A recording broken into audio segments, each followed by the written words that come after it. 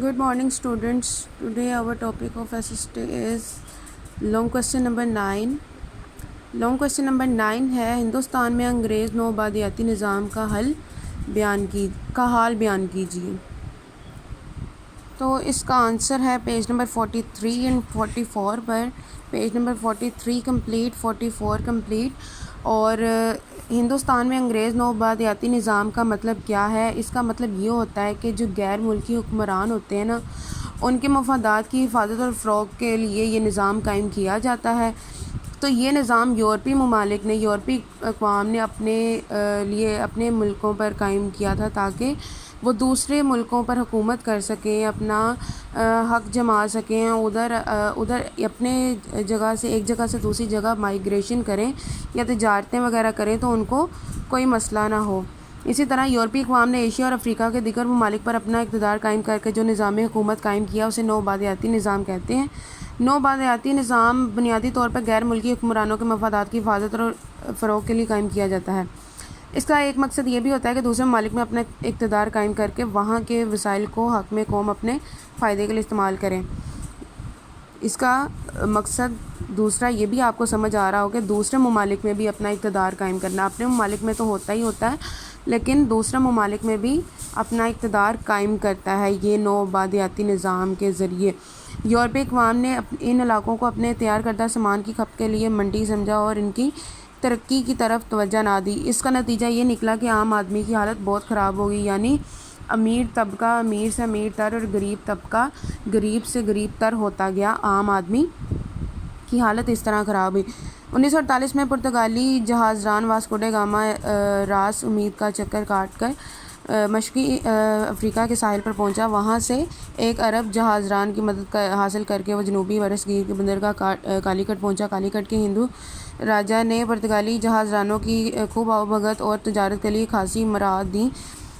آہستہ آہستہ پرتگالیوں نے یہاں آ کر آباد ہونا شروع کر دیا، یعنی پرتگالیوں نے ان کے دل میں ایسی جگہ بنا لی کہ انہوں نے بھی وہاں آگے آباد ہونا شروع کر دیا. یورپ کی دوسری اقوام خصوصاً ولندیزی، ہسپانوی، فرانسیسی اور انگریزوں نے بھی دوسرے براعظموں میں قدم جمانے شروع کر دیے.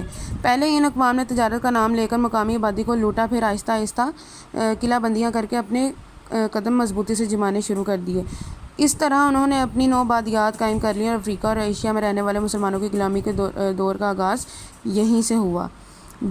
مسلمانوں کی غلامی کا آغاز جو ہوا تھا وہ یہ ان کے ہندوستان میں انگریز نوآبادیاتی نظام کے ذریعے ہوا تھا.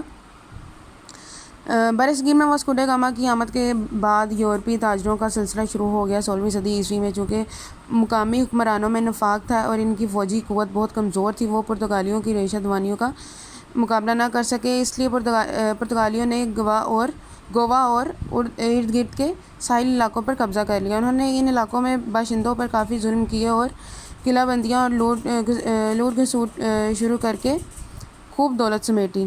پرتگالیوں کی دیکھا دیکھی یورپ کی کئی دیگر اقوام نے بھی برصغیر سے تجارت شروع کی. ان میں فرانسیسی اور انگریز قابل ذکر ہیں. فرانسیسیوں نے بھی انگریزوں کی طرح تجارت کی غرض سے پانڈیچری یعنی بھارت کے ساحلی علاقے میں قدم جمانے شروع کر دیے اور تجارت کے ساتھ ساتھ برصغیر میں اپنا اقتدار قائم کرنا شروع کر دیا. قلعہ بندیاں قائم کر کے مختلف علاقوں پر قبضہ کر لیا. البتہ انگریزوں کے سامنے فرانسیسیوں کی زیادہ نہ چل سکی. اسی طرح جب 18ویں 19ویں صدی عیسوی میں انگریزوں نے مقامی حکمرانوں کی ناچاکی اور کمزوریوں سے فائدہ اٹھاتے ہوئے یاری اور سازشوں سے برصغیر کے بیشتر علاقوں کو اپنے قبضے میں کر لیا تو انگریزوں کے نوآبادیاتی اقتدار میں تیزی سے اضافہ 1957 کی جنگ پلاسی سے ہوا. تو 1857 میں برصغیر کے رہنے والوں نے انگریزوں کی حکومت کو ختم کر کے اپنی آزادی اور خود مختاری کو بحال کرنے کی کوشش کی، مگر کمزور منصوبہ بندی، تنظیم کے فقدان اور محدود وسائل کی وجہ سے انہیں ناکامی ہوئی. اس طرح برصغیر پر انگریزوں کا نوآبادیاتی راج مکمل طور پر قائم ہو گیا. 1858 میں ایسٹ انڈیا کمپنی کو ختم کر دیا گیا اور برصغیر کو تاج برطانیہ کی براہ راست عملداری میں دے دیا گیا. برصغیر میں حکومت برطانیہ کا نوآبادیاتی راج 1947 تک قائم رہا. 14 اگست 1947 کو برطانوی راج ختم ہوا. اس طرح پاکستان اور بھارت آزاد ممالک کے طور پر قائم ہوئے. یہ آپ کا آج کا لانگ کوسچن ہے جس کو آپ نے لکھنا اور یاد کرنا ہے اور گروپ میں چیک کروانا ہے.